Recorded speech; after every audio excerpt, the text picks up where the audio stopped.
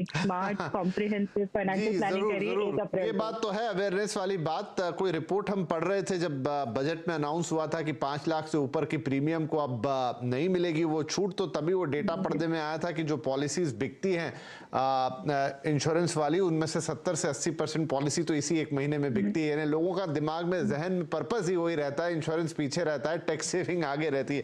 ठीक है शरद जी, तो हम आते हैं। तो एक तो हमने इन्वेस्टमेंट वाली बात की एटीसी के लिहाज से, आप इसमें और क्या फर्दर ऐड करेंगे? और एटीसी के अलावा हमारे पास और क्या स्कोप रहते हैं जो थोड़े छुपे हुए रहते हैं, हमें पता नहीं है? देखिए, पहले तो विपिन, आपकी इजाजत लेते हुए मैं हमारे जो को पैनलिस्ट हैं किशोर जी, उनको मैं उनकी तरफ से ये स्पष्ट, अपनी तरफ से स्पष्ट करना चाहूंगा कि कंज्यूमर अड्डा जैसा शो देखे, चैट जीपीटी कभी भी कंज्यूमर अड्डा का मुकाबला नहीं कर पाएगा। आर्टिफिशियल इंटेलिजेंस कभी इंटेलिजेंस का मुकाबला नहीं कर पाएगी। आपको चैट जीपीटी पता नहीं क्या क्या बता दे और क्या क्या ना बताए। यहां पर आपको हम वही बताएंगे जो आपको एक्चुअली करना है। तो देखिए, 2-3 चीजें हैं जो लोग मिस कर जाते हैं विपिन, और ये इनडायरेक्टली टैक्स सेविंग से जुड़ी हुई है। एडवांस टैक्स, ये ऐसी चीज है, 15 मार्च हम सब जानते हैं आखिरी एडवांस टैक्स की इंस्टॉलमेंट की डेट थी। अब 15 मार्च और अब 15 मार्च तो जा चुकी है, पर अगर आप इसको 31 मार्च तक कर देते हैं तो आप एक सेक्शन 234B का जो आपके ऊपर पेनल इंटरेस्ट लगता है, आप उसको कम से कम आने वाले महीनों तक उसको बचा सकते हैं। पहली बात। दूसरी बात, अभी हमने देखा कि डेट फंड्स पर एक टैक्स आर्बिट्राज को लेके लॉन्ग टर्म कैपिटल गेन की कैटेगरी से उसको हटा दिया गया। पर 31 मार्च तक जो लोग भी डेट फंड के दीवाने हैं, जो लोग डेट फंड में इन्वेस्ट करना पसंद करते हैं, उन लोगों के लिए यह आखिरी मौका है। अगर वो डेट फंड 31 मार्च से पहले इन्वेस्ट कर देते हैं तो वो जो 20% लॉन्ग टर्म कैपिटल गेन का बेनिफिट है वो इसको ले पाएंगे। ये बहुत ही जरूरी बात है। और एक और बात जो मैं यहां जिक्र करना चाहूंगा विपिन, वो है पैन और आधार की फेमस लिंकिंग। मैं तो इसको पैन और आधार की शादी मानता हूं, जो होने में नहीं आ रही थी, फाइनली वो हो गई। और 31 मार्च को ये आपका इनऑपरेटिव हो जाना था पैन, पर अभी अभी थोड़ी देर पहले मुझे मालूम पड़ा है कि इसकी तारीख को 30 जून तक अब बढ़ा दिया गया है। परंतु आपको 1000 रुपए के फाइन देके आप अपने पैन और आधार को लिंक कर दीजिए। अगर आपका लिंक नहीं है तो आपको बहुत सारी इसके साथ समस्याएं आ सकती हैं। और मैं समस्याओं का इसलिए जिक्र कर रहा हूं क्योंकि ये इनडायरेक्टली आपका टैक्स बचाती है। अगर आप ये नहीं करेंगे तो कहीं ना कोई पेनल्टी, कोई पेनल इंटरेस्ट लग गया तो टैक्स गवा दिया। हम उस टैक्स को बचाना भी टैक्स सेविंग ही मानते हैं। बिल्कुल। इंश्योरेंस की बात करी अभी मेरे पिछले पैनलिस्ट ने, जी हां, जो 5 लाख तक की इंश्योरेंस की जो अब सीलिंग लग गई है, तो 5 लाख तक का अगर आप प्रीमियम और 31 मार्च से पहले आप कर देते हैं तो आप वो जो सेक्शन 1010D के अंतर्गत जो आपको एग्जेम्पशन मिलती है मैच्योरिटी पर, वो आप ले पाएंगे। अगर ये 31 मार्च निकल गई तो ये मौका फिर कभी भी हाथ नहीं आएगा। ये डेट फंड वाला और इंश्योरेंस वाला ऐसा है कि अगले साल भी आपके हाथ नहीं आने वाला है। तो ये 2 कदम ऐसे हैं, अगर आप उठाना चाहते हैं तो इसको आपको फौरन उठा लेना चाहिए। एक और चीज जो मैं यहां पर जिक्र करना चाहूंगा, बहुत सारे लोग जो खासकर शेयर मार्केट से स्टॉक मार्केट तक जुड़े हुए हैं, मैं जानता हूं कि सीएनबीसी आवाज के बहुत सारे दर्शक शेयर मार्केट में बहुत एक्टिव हैं।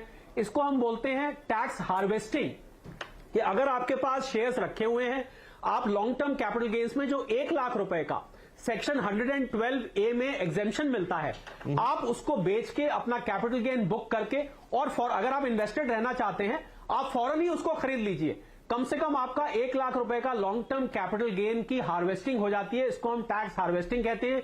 ये भी 31 मार्च तक विपिन हो सकती है।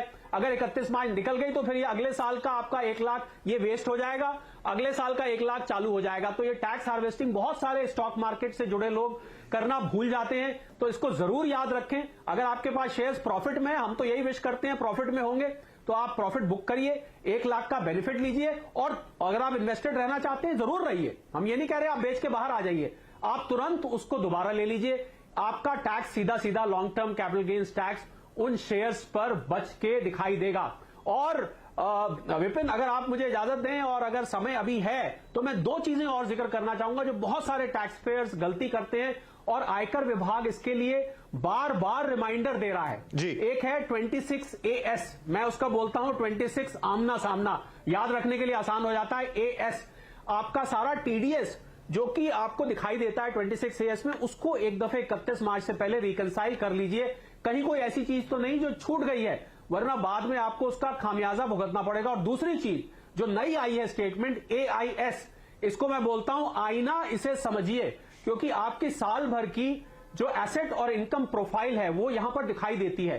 तो आयकर विभाग की तरफ से बार बार ये इत्तला दी जा रही है कि अगर आप इसको 31 मार्च से पहले आप किसी चीज से डिसएग्री करते हैं, कोई ऐसा ट्रांजैक्शन जो आपके एआईएस में दिखाई दे रहा है, आप उसको नहीं अग्री करते, आप उसको डिसएग्री कर दीजिए। अगर आपने नहीं किया तो बाद में फिर आपको रिकंसिलिएशन की वजह से बहुत भारी भरकम इस पर टैक्स देना पड़ता है। विपिन, तो ना केवल टैक्स सेविंग इन्वेस्ट करके है, बल्कि टैक्स सेविंग पेनल्टी को अपने ऊपर ना लगवा के, पेनल्टी से बच के, मैं समझता हूं उससे भी ज्यादा टैक्स सेविंग हो जाती है हमने जब इसका आकलन किया तो। नहीं, बहुत बढ़िया है आपका आमना सामना और आईना, और इस जरिए याद भी रहेगा हमारे दर्शकों को। और सही बात है, एक तो टैक्स सेविंग हो गई, उसके बारे में मोटी मोटी जानकारी रहती है, लेकिन ये वो पॉइंट है जहां पर हम पेनल्टी लेकर या फिर फंस कर अपनी टैक्स सेविंग को दूसरे हाथ से गंवा सकते हैं। तो बड़े इंपॉर्टेंट पॉइंट आपने बताया। एक छोटा ब्रेक यहां पर ले लेते हैं, ब्रेक के बाद ऐसे कुछ और महत्वपूर्ण पॉइंट, क्योंकि लास्ट मौका है, आखिरी मौका है। अगर ये छूटा तो फिर आपको या तो पेनल्टी लगनी है या फिर आपका टैक्स कटना है बड़ा भारी भरकम, क्या और चीजें हो सकती है।